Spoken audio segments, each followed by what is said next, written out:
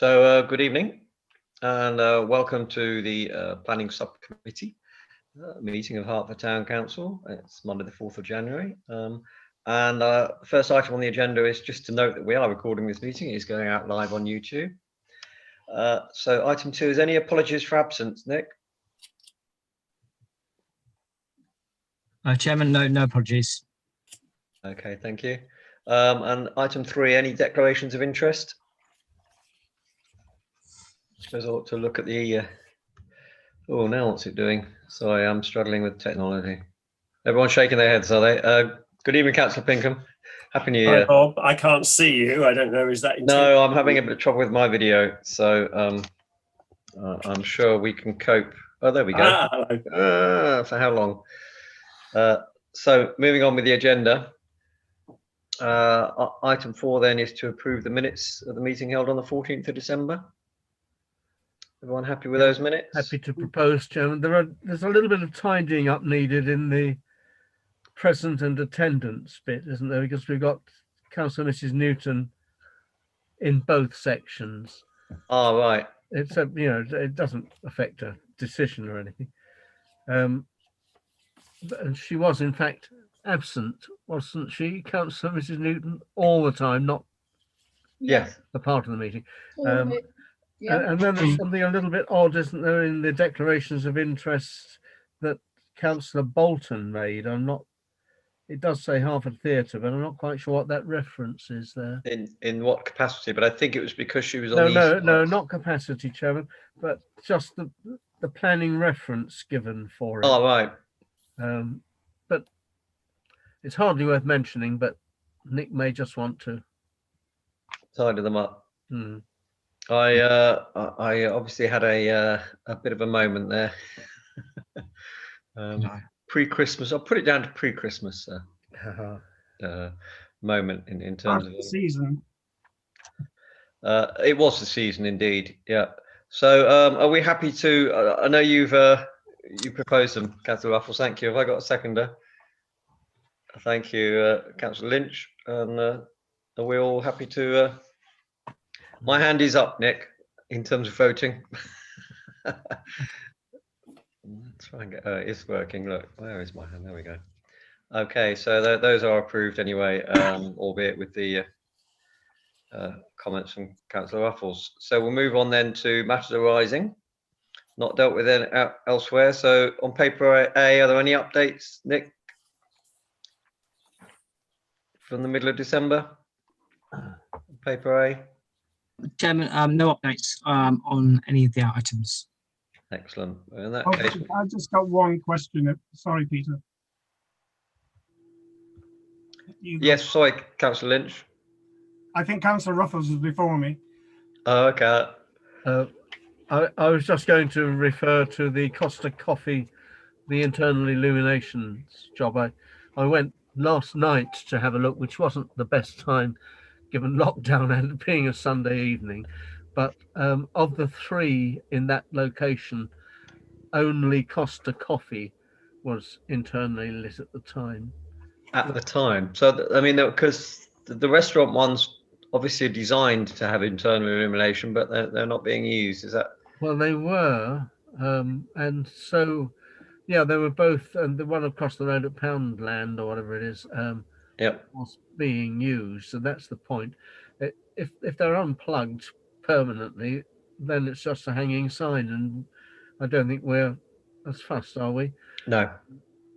And I guess it's possibly a staffing issue at Costa Coffee. Someone has to turn a switch and, but. Do you think we could write, Nick, to Costa Coffee and just say? Well, Chairman, I would think the minute that we have and the action we have, the district council is probably enough. But if we monitored it and knew ourselves what was happening on the ground, we could inform them at a later date if there are any problems. It's a tiny issue.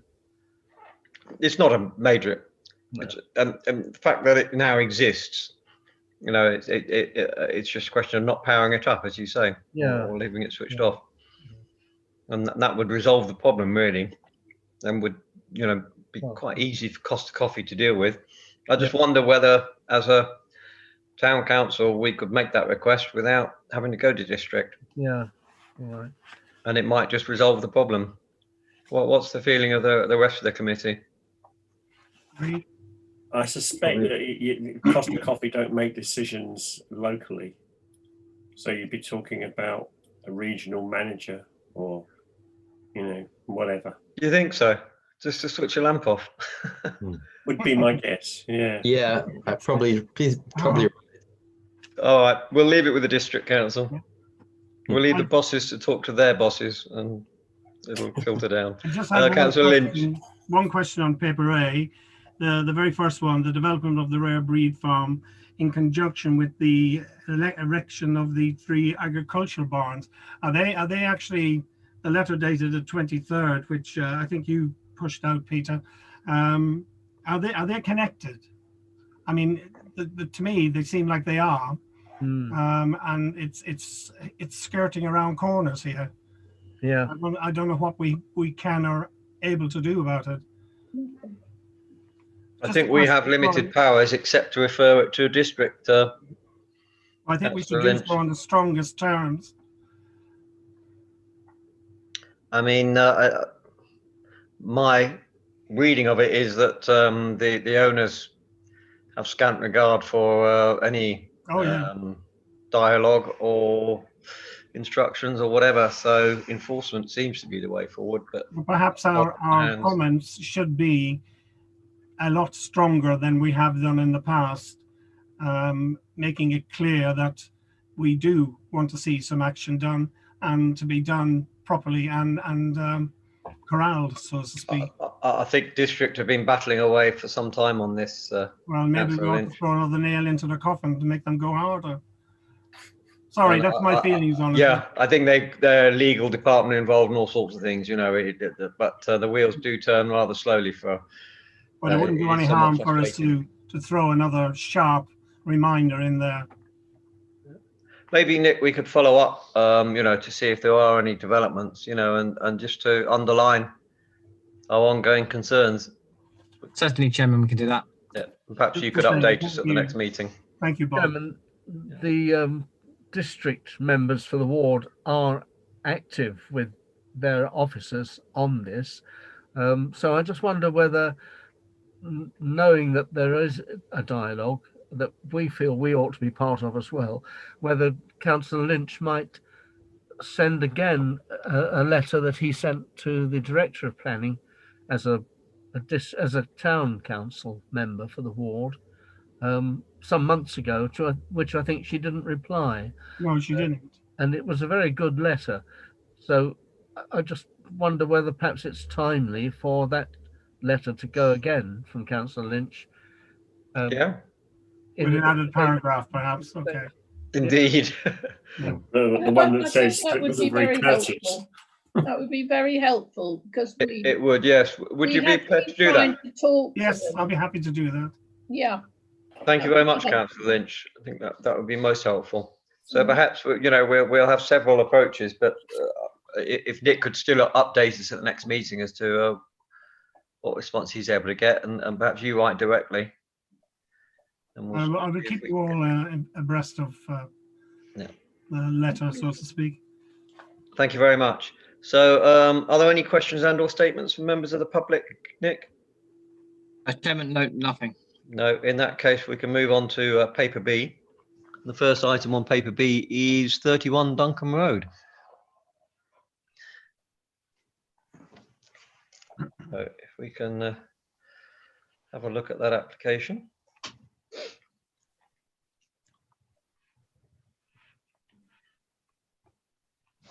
Anyone, any comments, or shall I kick off?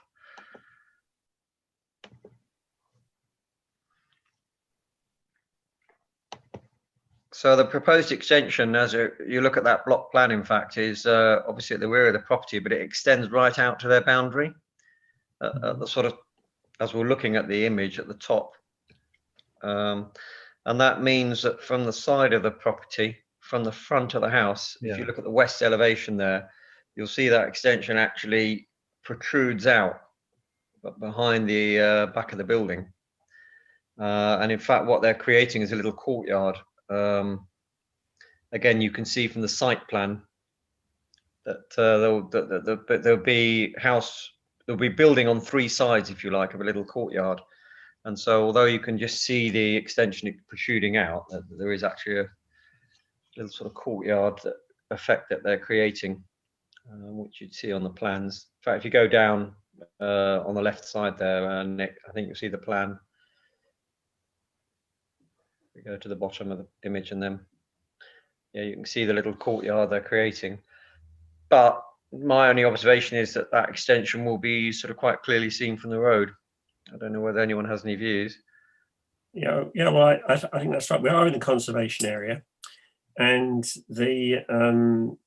what you can see from the front, albeit it's some way back, is something which is completely out of keeping with the front of the house, and the rest of the house is in the street. So I've got no real objection to it, other than what you can see from that direction. And I think a lot better could be done than this great big long, piece of glass there.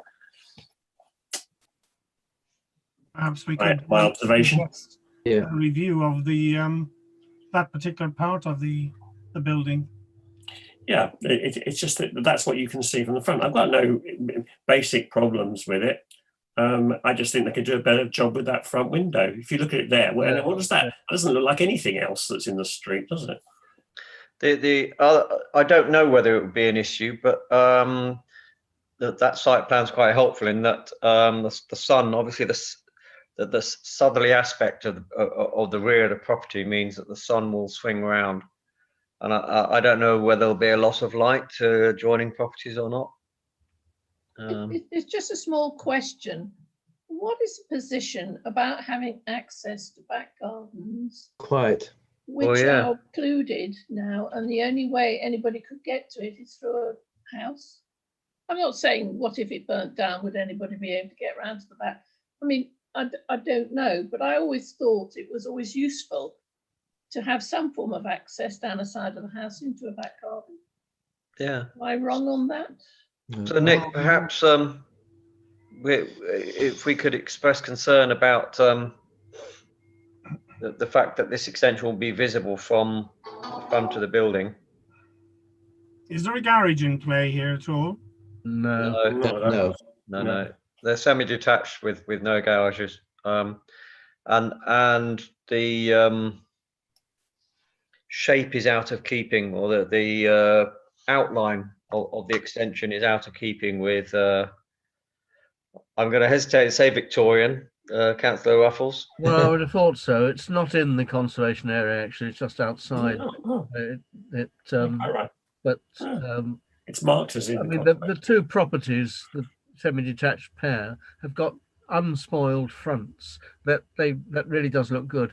I don't personally mind too much the extension that's proposed, except I'm with Councillor Pinkham about the door itself being not in keeping, because the charm of the pair of properties is the sort of Edwardian, late Victorian look features around the windows and that sort of thing, and then that glass door is really alien to that.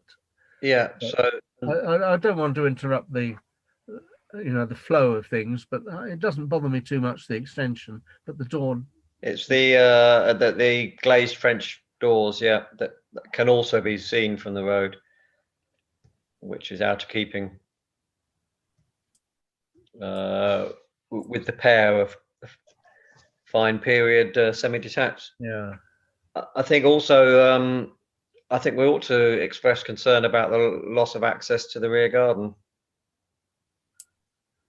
down the side of the house. Well, I'm going to express that concern in connection with one or two other applications this evening, Chairman, on escape, as Councillor Mrs. Newton's come up with, just escape routes, because if they're really hemmed in with a small garden at the back, only the Bengio Club open space, as it were, behind, I don't know how they.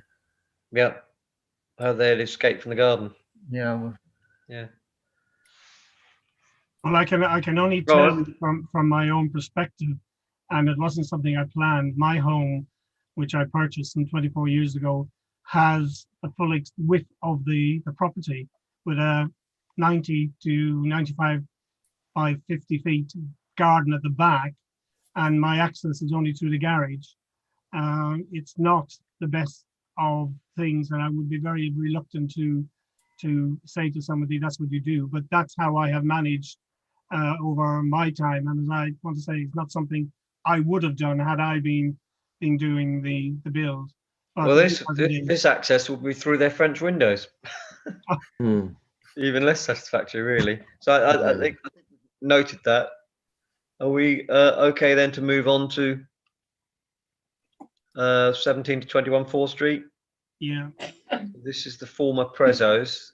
This is the conversion of the top floor into a one-bedroom corridor flat that runs along the roof line. 5 dormer windows. Yeah. And with with one form of access. So I don't know from the point of view of fire. Yeah. Exits. Is that something that we should be, or is that the building regs that should take that into account? It's the building regs. It's either going to be okay or it's not going to be okay. Right. I think we can express concern, can't we? Yeah, I would support that. Yes, it is concerning. There are other dormers in the roofs along 4th Street, and actually this is quite a tall building, sort of taller than the other buildings around it. So I'm not sure how easy it would be to see those dormers actually from street level. I must admit, from an aesthetic point of view, I'm not going to object to this. No. Because it's not a building I think that we need to worry too much about. And it actually looks better with the dormers than it does at the moment. So the building next door has similarly evenly spaced dormers along it. So it looks pretty Hartford to me. Yeah. Yeah. So I think our only concern would be Nick. Fire safety. Fire safety. Yeah. And as I say, it's a very strange layout, but I presume they can rent it. As long as the people who move in don't then immediately complain about the noise from all the bars that there are in the centre of Hartford. Yeah. They're a condition. So we move on to 4 Pitaway Walk, which is a 2-story side extension. They've got a single-story rear extension approved. Well, we also had no objection to a rear extension, single-story rear extension in September, and now they've come back asking for a 2-story side extension, and this again removes their access to their rear garden. So this is that's obviously the school, Millmead School. Yes. Yeah. Joins Millmead School playground, really. They call it playing fields. It's mainly the playground. It's the playground. There's a nice old wall, not beside the extension on that line, but going sort of northeast, as it were, on this plan. Right. I don't think it's affected, but I would quite like us to mention that playground wall. What does the rear garden back onto? The school. Oh, right, okay. And at the side is the play school, and the back also is the play school. Yeah, you can see from the location plan there. I suppose it's the back. There's 2 gardens that back onto each other from Pitaway Walk. There's another house. Millmead Way. Is it Millmead Way? Or was that Pitaway Walk? I'm not quite sure which is. So the one that's numbered 30, obviously there. So there's 2 gardens that back onto each other that way. Oh yeah. I think the extension will really impact. It's just so perhaps we could just mention, Nick, that committee noted that this removes any access to the rear garden of this property, Yeah, I mean, and that it's adjacent to. Is it a historic wall, or what do you call it? Well, again, Chair, I'm keep mentioning trivialities. It's not really important. It's not part of the application site, but I just wonder whether it's at risk in any way during the development of this side extension. And Yeah, it's know the wall adjacent it's the to. playground wall, but it's not the one beside their house. It's the one that runs off on the footpath. Yeah, it's adjacent to a well-established playground wall. Yes. We would wish to be reassured that it would not be affected by the development. yes, because walls have foundations, and it looks like they're going to be pretty close. Yeah. Yeah. Did you catch that, Nick?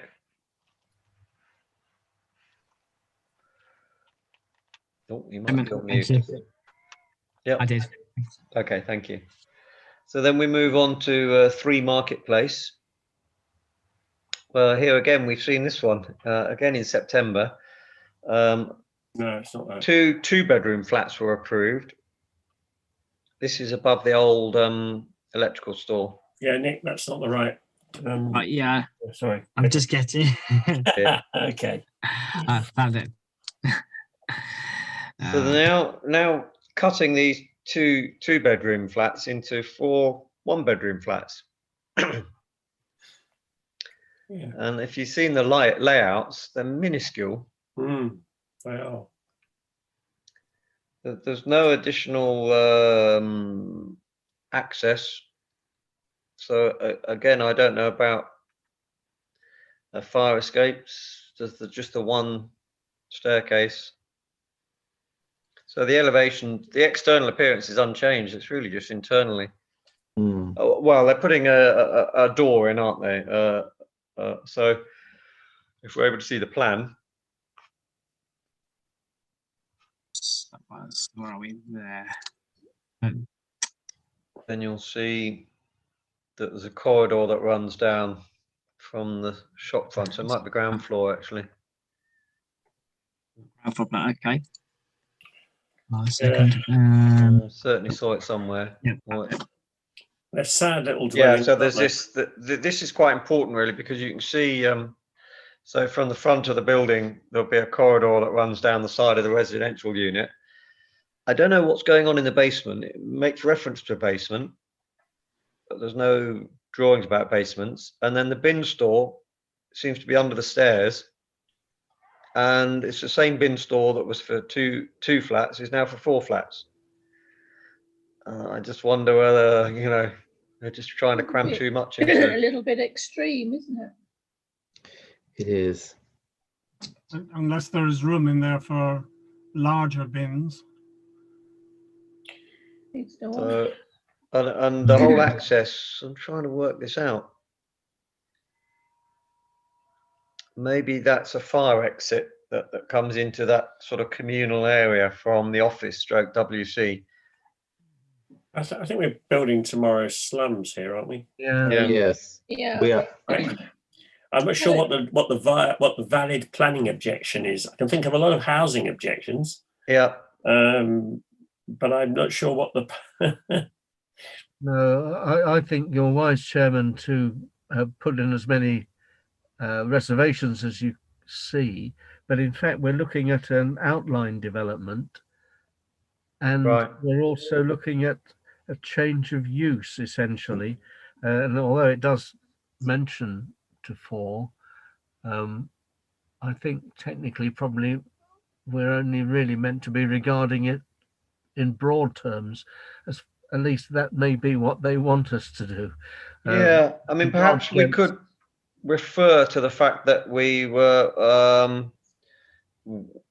had no issue with 2 properties. This site being developed for 2 flats, but we find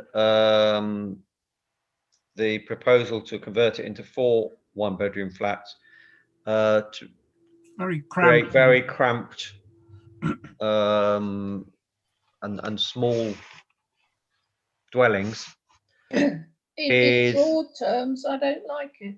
How about that? No, with much. limited Step too communal far. facilities Yeah. Mm. Step such too far. as access, fire escapes, bin stores. Mm.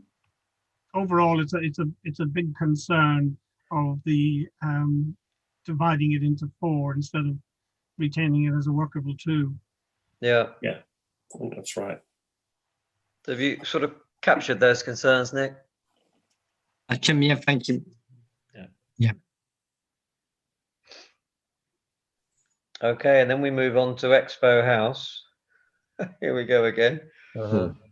I mean, I looked at this and I cannot see any information about what they're proposing to do inside the building. No, there isn't. But let's not worry about that. Let's look at Councillor Goodhue. I don't normally quote Councillor Goodhue, but you couldn't have a better explanation about why this is completely unacceptable than she puts in her comments. Yeah, I think you're right.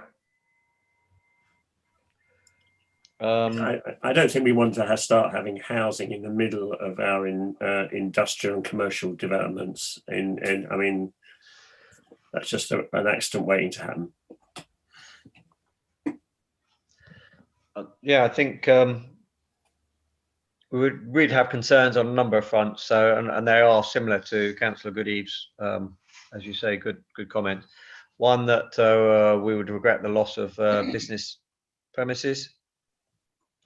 That it's unsuited. The area is unsuited to conversion into residential. And we have strong objections. With a mixture of residential and industrial units, provide a very poor quality environment for families, and it's an unsuitable location. Do we say we strongly object, or? Yes. Yeah, I think so. Yeah, I think we object. I think it's strongly a little bit subjective. If we just object, is that sufficient? Well, there's no harm to push the boat occasionally. Yeah.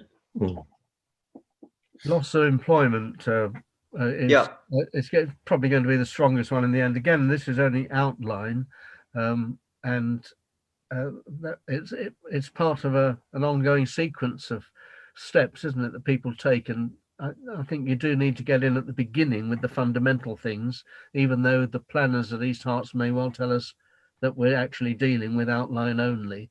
We're provided with some certain amount of detail, not enough. But the difficulty is that there's one not very far from here that was refused on appeal, I think, in the end. But the grounds for refusal were safety of pedestrian access to it, rather than the principle of conversion. And there is conversion that has happened already on the Combar House. Yeah, Combar, and I'm not sure what Combar House is in front of it, isn't it? Immediately. Yeah, yes, it is.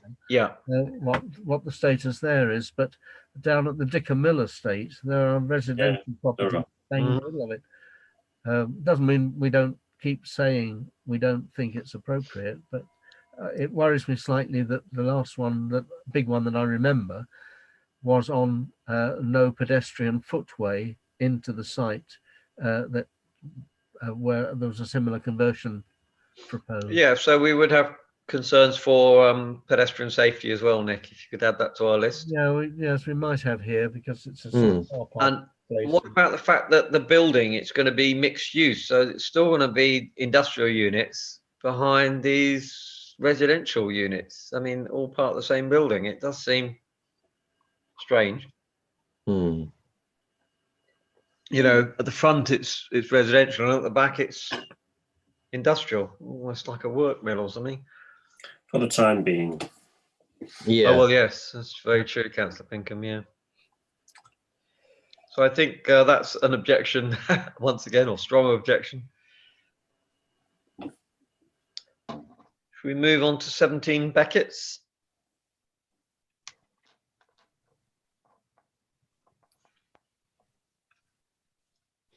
I think it's worth looking at the site plan. Yeah, I mean, normally I'd find front extensions a worry, but because of the offset nature of these buildings, I'm not sure this is a massive worry. Except the orientation is a little bit odd. North isn't at the top, is it? North is, you can see from the north arrow there, yeah, it's off to the left of the drawing as it's drawn. Some of the neighbours have extended in much the way that's proposed. Yes, they have. But in some cases it doesn't matter, and perhaps in the next couple of houses it does seem to have a stronger impact on a neighbour, adverse impact. I mean, the only observation I had when I looked at it was that it sort of breaks symmetry. They've all got flat roof front entrances basically, and this sort of now adds a pitch roof. So I didn't really have a looking at the row of houses there, you know, it's going to break that symmetry. But I do know that, as Councillor Ruffles says, that further up the road, someone else has done this already. I don't know. Obviously, I mean, they are really weird, aren't they? I mean, you know, it is a sort of eyeless front to the house, and it's a very strange look. But it is. Each to their own, really. Yeah. Well, and also it seems a lot of work just to create an entrance porch, really, or I can't remember. It's I think cupboard, it's a WC. It's a downstairs loo. Is it 2 cupboards or something like that? Yeah, It's a toilet, I believe. Yeah. A couple of cupboards. You Yeah. have young kids, isn't it? There's already a toilet, I think, somewhere. I don't know, maybe I'm wrong. No, there's the toilet. And maybe it was another one that was. We'll look at later. It's the next one, I think, perhaps, which is cupboards. Cupboards. No, it's to add a toilet. Yeah, sorry. Downstairs toilet. Yeah. For which there may be very good reasons. Yeah. Exactly. Yeah. I overall I have no objection. I don't know about. Yeah. Yeah. Yeah. So we go with no objection on 17 Beckett's and Nick, and we move on to 38 the ridings. Thank you. Single There's another story front. 3 skylights. This is the one with all the cupboards, isn't it? Yeah, this is the one that's cupboards galore. But it's and normally again, you know, one worries about front extensions. I think the main worry I'd have with this one is what it does to the next door, the house next door, which I think is 36. Right. It might be problematic for 36, but I don't know what yet other No members. objections have been raised, have they? No, but people don't always. We able to see the elevation, Nick? Sorry. Yeah, no problem. That's fine. Fine there, yeah. That was it. It's not particularly awful, is it? I mean, No. So I don't know whether it has any impact on It looks okay. Yeah. the neighbour. Overall, again, I personally had no objection to it. All right, none either. Agree. The difference in profile is quite slight, really. yeah. And as we don't particularly like flat roofs. And there'll be a lot of light in the cupboards or whatever it is that they're putting in their porch. Yeah, they're a very light porch. Is that a no objection? Are we all right with that? Yeah. Okay, we'll move on to 247 Hartingford Bury Road. I don't know what other people will say about this, but it's cladding, so you know your hackles immediately rise. But it's only extending the existing cladding to the other 2 sides of the building. Whether you think it looks better or worse, it's obviously in a very sensitive location, but I personally would find it difficult to object to this. Is this really something that has to be applied for, putting cladding up? It's in the conservation area, isn't it? Yeah, I mean, they had a approval for an extension, but it was based on part cladding and part rendered walls. And I must admit, when you go along Hartingford Bury Road, there is one property up the road, in fact, at the top of the image as we were looking at that location plan, that is timber clad, but most of the houses are red brick and or white rendered, and so I don't know whether it's out of keeping to then have a fully clad building, but they are. There's a whole sort of range of different buildings along that stretch of Hertfordshire Ferry Road, although some are older. This is distinctive because it's not an old house, and its neighbours, by and large, on that side of the street are some really importantly old, as it were.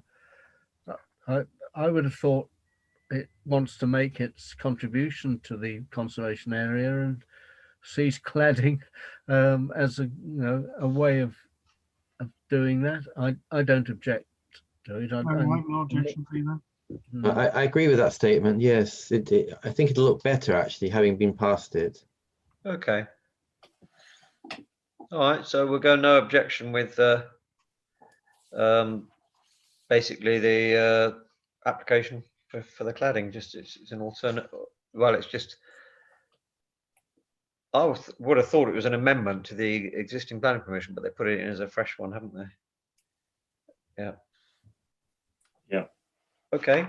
Then we move on to Foxholes Farm. A weekly Foxholes Farm. It does seem to be quite a regular occurrence.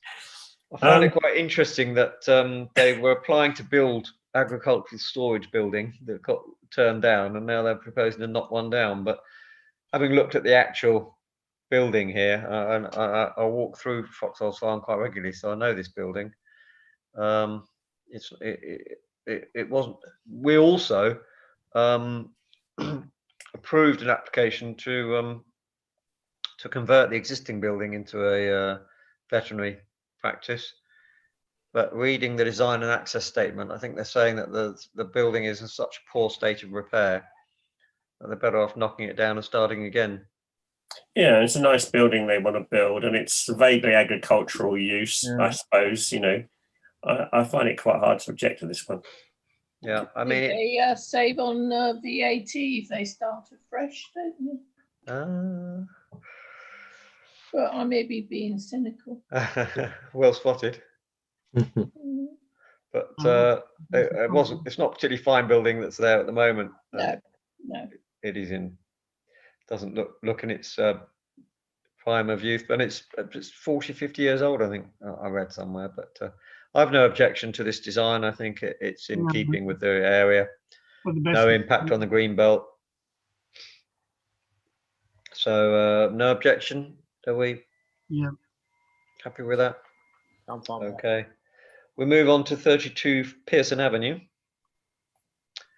And this again, a single story front extension. That does seem to be a theme this evening.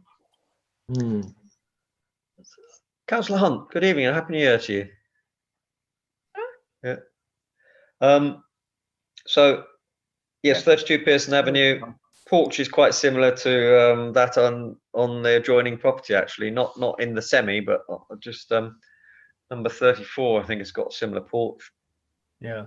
The adjoining building. So I don't know whether anyone had any views. I've no objections. Nor me. No. Yeah. That's again a no objection, Nick. Now we move on to 16 Warren Park Road. Again. So this was first before us in July, and we made no objection or no comment, I think it was. And then they withdrew the application, and now they've reapplied again. I'm struggling to see the difference in terms of the outline, but they say they've addressed some issues regarding adjacent trees.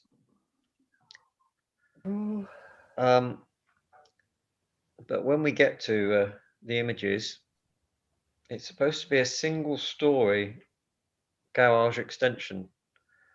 Seems to be very tall, very high for a single story extension. You can see it to the left of the dormers there. That's a big roof void, which I wonder whether later on will be repurposed. I'm just slightly suspicious. Don't know whether I'm right to be. Well, I guess you're possibly right in your suspicions, but would it matter? No. Not really, no. Not really. I don't. Again, in terms of it's such a huge sprawl already, that building. I don't know whether you know it. You know, behind the gates in Moorland Park Road, it doesn't look out of keeping. I know that the neighbours behind, which is someone's going to remind me in a minute the name of the cul-de-sac that's behind. A new build, you know, where they built another a load of detached properties around the back. I can't remember what it's called now. Dane Mead or Dane's. Yeah, Dane, that's the one. Dane something or other. I know that they feel that it impacts them because they're behind this property. Well, look at the site plan again then.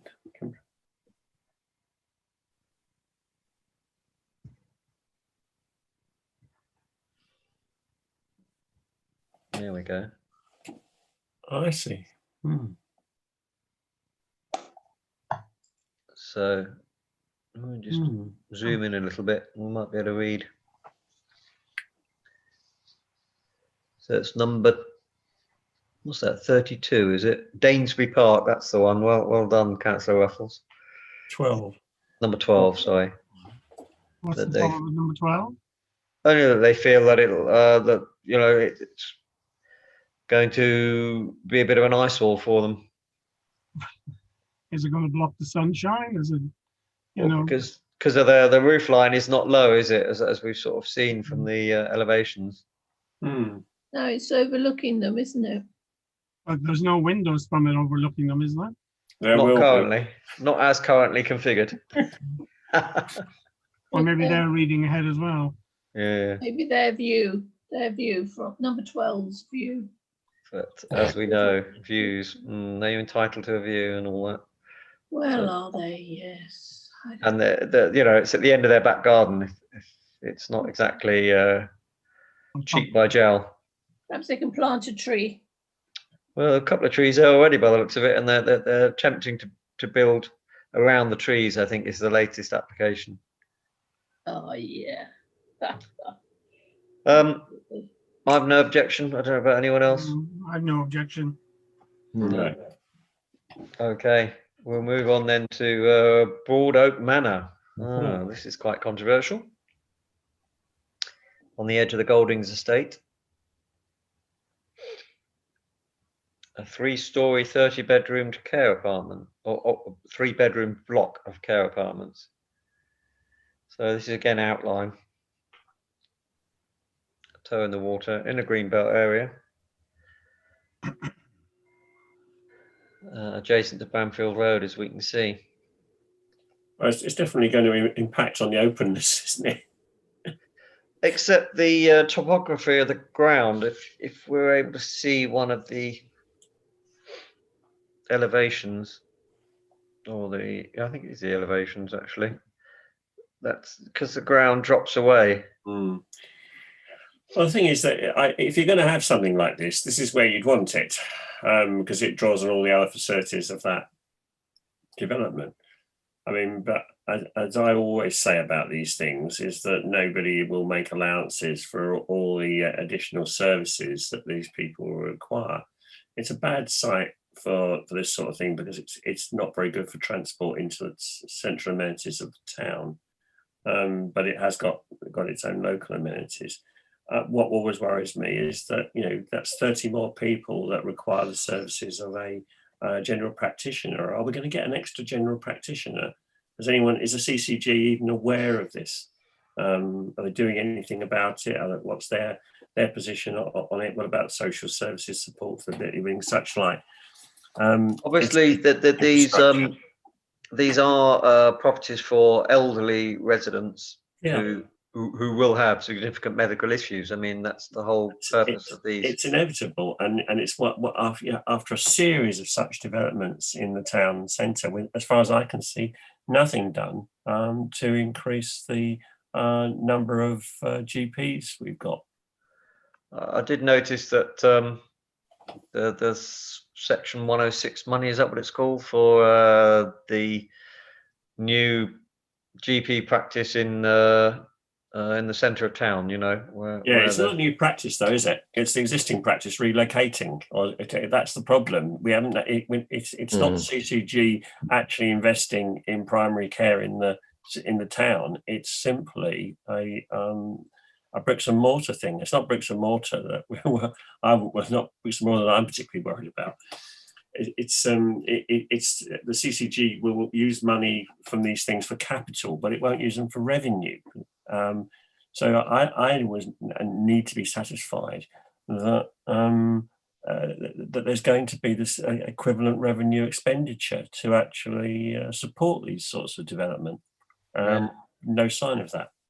Well, what's interesting again in their design and access statement or whatever is that district have committed to providing more facilities for our aging population. And they sort of say that this addresses the shortage of facilities for the aging population, and therefore that outweighs the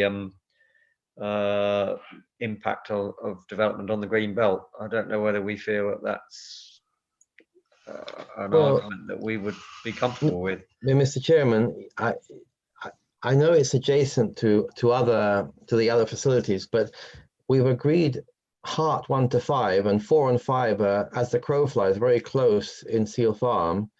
The point about GP surgeries applies as well, but basically we're eroding the green belt again. And if they were to build it in Archer Spring, where already we've committed the green belt, I know it's not adjacent to the other facilities, maybe that would be more acceptable, because otherwise we're just continually chipping away additional greenbelt sites on top of the Hearts 1 to 5 that we have generously donated to the National Building Programme. It's a good point. Actually, that's a very valid point that Councillor Reagan says. I mean, it really sums it up. And it's not just that, but also that there is a lack of primary care in the area. And it's been very obvious that the lack of primary care in the area since the pandemic, because that's why ambulance are queuing up, because there's no GPs. So, you know, it's I think those are two very valid points. Yeah. I agree. So, Nick, have you captured those thoughts?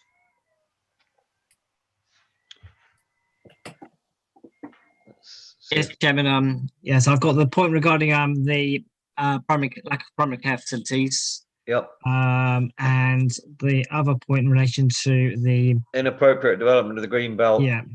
Bearing in mind that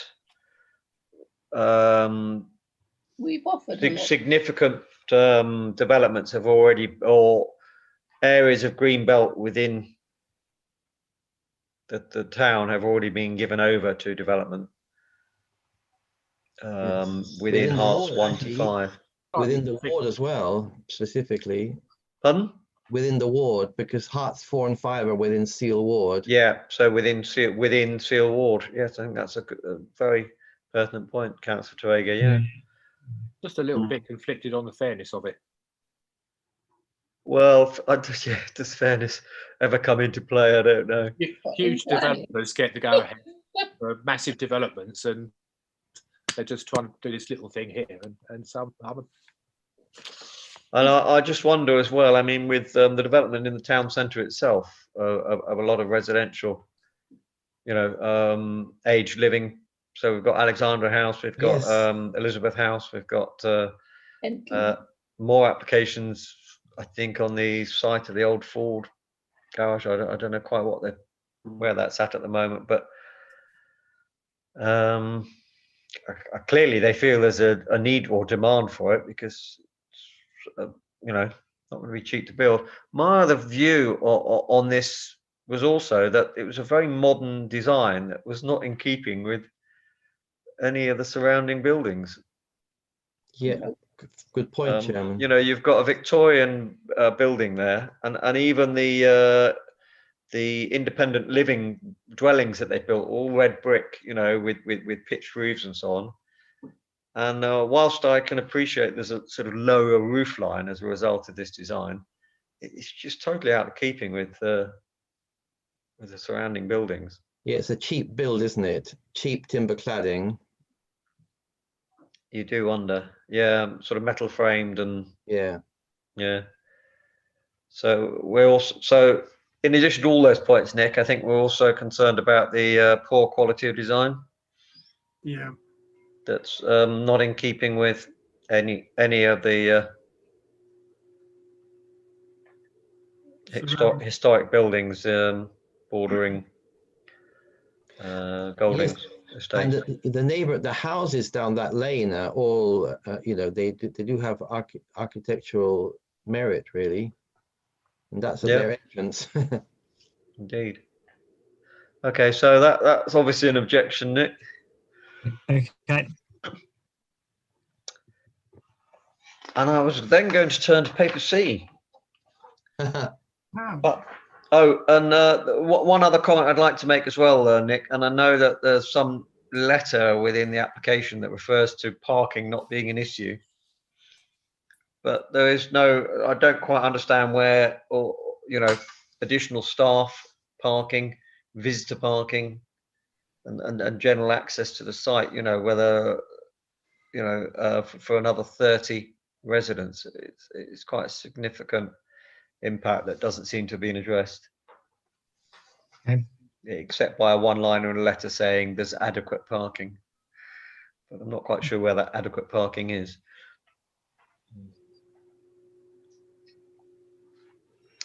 So we move back to the agenda. Any observations regarding decisions on paper D from East Herts Council? Any observations? The 8, sorry. Yes, there is 8 Sterler Close was refused, and it was aiming to put another story on the house there in that area. And I think we should note that for future applications in that area, but this was refused. Yeah, and we said that we didn't like the idea of turning a 3-bedroom cottage into a 5-bedroom detached house or something. That's correct. Is that the one? Yeah. Yes. So that's that was good to hear. Yeah. Okay. Any other observations? Or do we move on to item 9? I don't think there are any licensing applications at the moment, are there, Nick? Chairman, no licensing applications. And they may be academic come 8 o'clock anyway. Yes. Well, certainly for a month or two. Yeah. Okay. So item 10, any correspondence, Nick, for us to consider? No, Chairman. Quiet time, Christmas. So I come to item 11. Any items for the future agenda from my colleagues? Oh, I've lost you all. Bear with. There was something from the town clerk about the Bengio neighbourhood plan, saying that it was going to be recommended for a referendum. I must admit it's my own ignorance, but I wouldn't mind some sort of briefing on what these processes are. I mean, what options the council had. I mean, the district council had in relation to the Bengio plan, because I mean, it does seem like an enormous waste of time and effort. I've not heard anyone. I know Councillor Torrego, I think, is able to address that. Yeah, and we have a similar issue with Seal. Basically, we are driven by a set of a nationally driven process for acceptance of these plans, and we just can't. It's been scrutinized by East Herts, the Bengio one. The Seal one is in the process of being scrutinized, which is also another step. And then the final step for it to be agreed and therefore listened to by the East Herts planners is that people have to vote on it. And Right. I agree, it seems like a sledgehammer. And what the town clerk is trying to do to minimize that is to have the votes on the same day as the county elections. Yes. So it's not an option. It's something Not we an have option, to do. unfortunately, Yeah. no. Part of the legal framework. Fine. Yeah, Yeah, 50% of those who respond in the referendum are needed in order for it to be agreed. And it does really underline the fundamental point about is all this bureaucracy necessary? Because the history of all the plans being developed across the country shows that, there's hardly ever a challenge of any substance. We found that in the Bengio neighbourhood plan production and at Seal, but Bengio, Yes. where a lot of people have been consulted, but nearly everybody's gone along with what are good, broad ideas. I'm wondering what sort of campaign one has. I mean, presumably the people who put together the Bengio plan will be advocating it. It therefore strikes, and I've not heard any of my colleagues on town council say from whichever party speak against it at any point. So I'm wondering whether this is one occasion where we might say that all parties on the town council are in support of the plan, and that might be make life a bit clearer for people voting on it. I would very much welcome that, because having been involved before I was a councillor on the Seal one, I'm now trying to step back, and we do have a chair and 2 deputies offering to finalise the process. And it would be great if everybody just said, yeah, let's just get it through. I think as a planning committee, we'd be happy to endorse it, wouldn't we? Yeah. That would be great. And I don't know whether it carries any weight, but if it helps.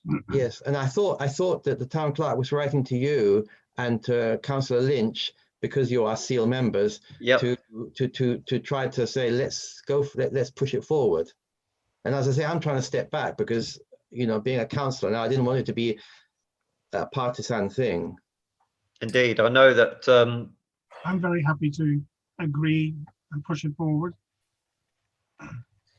I think a form of words, Councillor Raffles, that we would be helpful, or what do you think? I think you're wasting your time, really, Chairman, but I don't disapprove of the notion. I think we're just bound inevitably to take the course which is set down nationally. Yeah. And that the ratepayer at large bears a huge expense. Yeah. Which is a great pity. I guess in time, national government might modify its ideas. So I think locally, the saving, and in most places, is the breadth of the territory that's concerned. I think where the contention might come in is where it's a narrow geographical area and there are specific local, very local issues. And then you could see the referendum ultimately really having a job to do. But it's motherhood and apple pie sort of stuff, isn't it? Here, I agree with Councillor Ruffles, and I feel for the people who spent so much time drafting it, actually.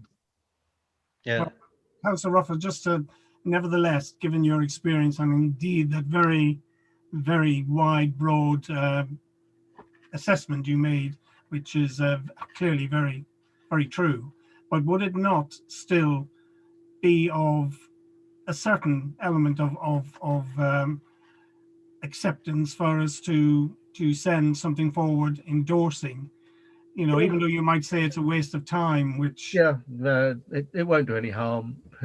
I don't think it'll make a difference, that's all. I wouldn't want to talk anybody out of it, because if it does anything, it'll help, but I don't think it'll help much. No. But my guess is that most people who walk into those polling booths will understand that they're voting in the county council, and might understand they're voting in a Bengio by-election, and the next thing they'll see is this referendum and say, what on earth's this? So it might, anything we can do to clarify it. Yes, I totally agree. And actually, as a town council, and maybe this is an item for the full committee, maybe there should be some publicity around these. Yeah, I think we should be urging people to come out and vote for that. We also have our weekly roundup of information that could lead a little bit into it as we progress towards the great day, and explaining to people what is there. What scope is with the leader here of raising motion, sort of standalone motion at full council that we're very likely to all want to support, and that would get it on a record. And Yeah. depending on what the motion said, commit the town clerk to some form of action, not too expensive, that might give clarity in the polling booths, as Councillor Pinkham has said. Absolutely. I mean, I'd certainly support that. Yeah. I would think that a short summary of the aims of the neighbourhood plan or whatever, without people having to read 216 pages of the document or whatever, just that, and that we could find a mechanism for publicising it more widely. That's all, so that when people get into the booth, they go, "Oh yes, I've heard about this," and of course we want to support a neighbourhood plan. So are you suggesting perhaps that we deal with this outside the planning committee and ask perhaps a leader to put forward a Well, it depends on what members think. It may well be powerful if opposition members, I don't want to talk to them labelled opposition in that light, the use of the word. cross-party? Yes. Rather than, I mean, everything the council has ever done, from the working groups through on steel and have been encouraging the community and its independence, praising and all that sort of thing. There's no debate about our support for the outcomes of both of those two plans. Well, I'm quite happy to undertake to put down a motion for council, which expresses the council's support, and it'll be then for other parties to row in and support that. I'm quite happy to do that. I think that might be Don't have any. Might even seek a Conservative seconder for that. Yeah. Oh, Councillor Lynch has already put his hand up, Councillor Pinkham. Very happy to. On that note, I feel that certainly the planning committee business has been concluded. Nick, I assume, I mean, it sounds like we're about to go back into another long lockdown, or certainly a month's lockdown, but our work will continue, won't it, albeit remotely? Yes. Yeah. So thank you all for your support this evening and for your contribution. And as they say, stay safe. I'm on the cover. Look forward to meeting again, certainly on our next planning round in 2 weeks' time. Thank you. Thank you very much, Nick. Thank you, everybody. Thanks, Bye. everybody. Yeah. Thank you, everyone. Happy New Year. Bye. Happy New Year. Cheers.